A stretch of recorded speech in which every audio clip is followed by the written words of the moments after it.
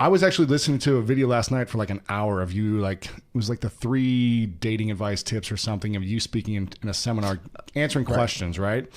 And I remember just hearing your answers. All these women would say, well, what if I'm, with a guy and the flame's out? Or what if I'm excited and he was excited and then he starts not responding? And you were answering questions and I was like, they're all so logical and sound. It's not like this sleazy, weird things. It's like, well, think about it. If you were in this position, how would you respond? And this and this and this. And it was like, man, you're giving great advice.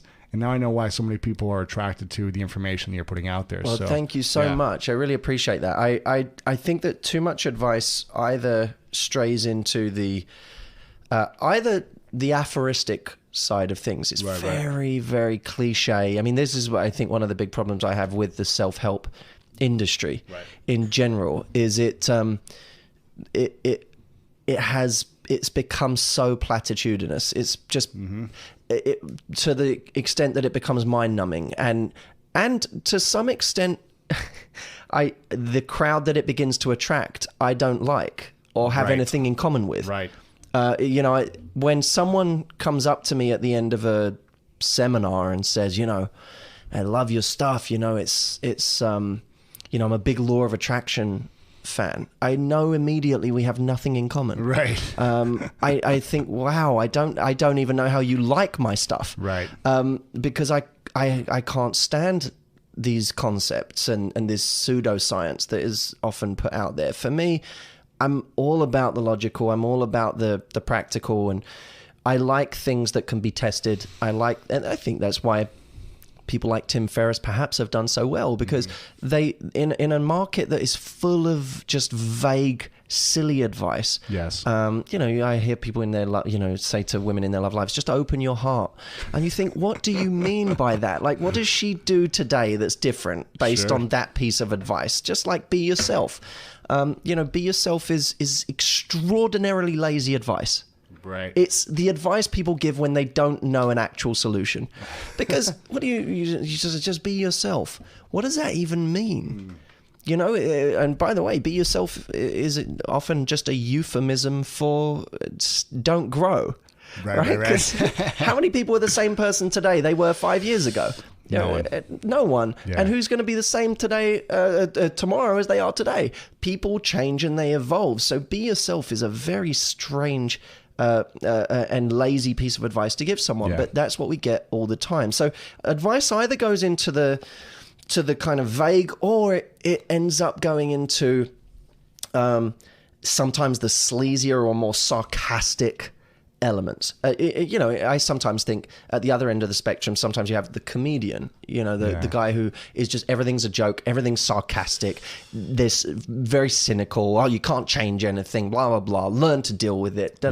And that gets too much the other way. Then someone essentially just becomes a cynic. And for me, what I try and base my advice on is this nice balance of realism and I wouldn't even say optimism, just the being empowered to actually do something about real life, however that stands.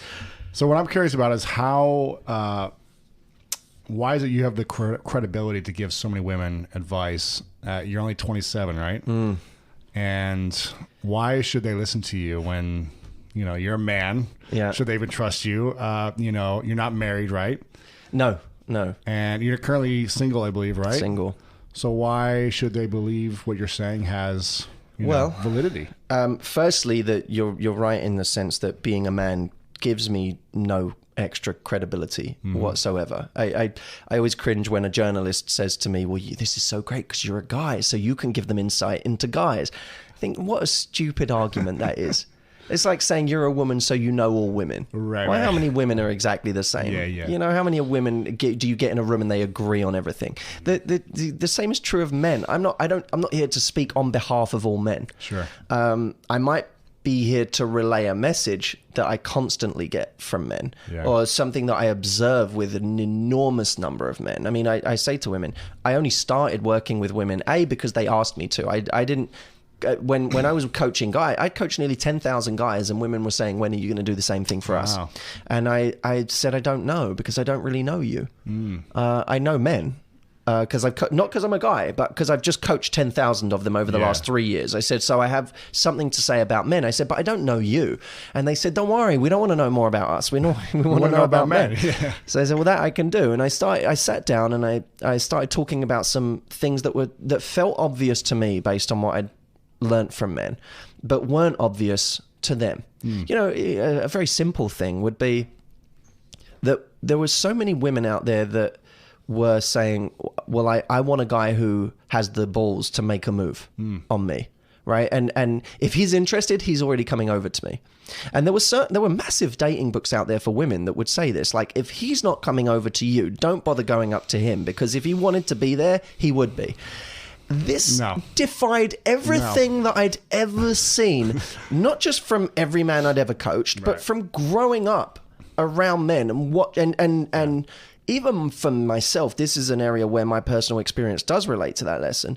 I was terrified. I was terrified. The idea of walking up to a woman and saying I like you or I think you're cute. Yeah. I got brought up by my mum to be a gentleman, right? I was brought up to, you know, buy flowers, buy the meal, don't ever let her pay, don't ever let her carry her bag, open her door. So at school, as a teenager, I got mauled by women for being that way. You know, I got walked all over. Yeah. They liked me. They thought I was a nice guy, but I was the one holding their bag while they got with that guy. Right. So it didn't translate. And I knew as a guy, as a teenager, something wasn't clicking. And something about what I'd been taught about attraction by my mum, who taught me to treat every woman like a princess. Yeah. Something about that advice wasn't translating and wasn't working. Now, when I started hearing from these books written for women, if he likes you, he's already talking to you. I looked at that and I thought, God, you know what? I'm not a loser. I'm not someone who's got everything going wrong in their life and is like, you know, oh, that's why he hasn't got the confidence. No, I was like a guy who had some great things going for him, and yet still I would look over there and go, no way. Yeah. I'm not doing scary, anything. Man. Terrifying. So, you know, I started to say to women, listen, firstly, guys, even the guys you want are nervous about coming over to you. So you might have to do a little more to make this a possibility. To make them feel good about themselves, comfortable to come over. Correct. And women will say, well, no, that's not true, Matt, because, you know, there are these guys who always hit on me when I go out. Yeah, but it's the same 5% every time. Yes. All right? There's 5 to 10% of guys who will hit on everybody who walks in the room. Yeah. Right? But that's not representative of... And they're not getting the girls. Right. Very often they're not. They're not. There's a percentage of those who are like players who are good at it, who know how to do it. Just spit the game. Actually, most guys aren't in that mode. Most guys aren't good at doing that, and actually don't wish to do that because they don't want to be sleazy and they don't want to seem like that guy.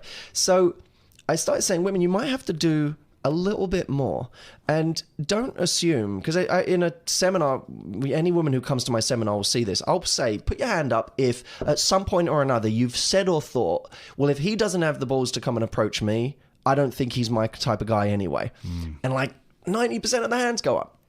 So I say, here's the thing. As a guy, when you live in a city, you probably see 30 women a day that you're attracted to. Yes. Right? You can't go up to every one of them. You can't go up to every one of them, nor would you wish to, nor is it convenient to. And sometimes you just see a woman standing with her friend and you're like, oh, do I really want to go and approach her in front of her friend and have the possibility that she's got a boyfriend and I'm going to have to walk and when away you get with rejected, you don't want to go do it again. It's horrible. Yeah. So I would say to them, if out of those 30 women that a guy sees in a day, he's going to approach the one that makes it slightly easier for him to approach her than the other 29. The one that says, it's okay for you to talk to me. Correct. However she chooses to do that. Yes. And that doesn't mean you making some big grand move. No. It just means, I call it, I call it dropping the handkerchief. When you, women who say, I'm old fashioned, I don't make the first move. I always say, then you're not old fashioned.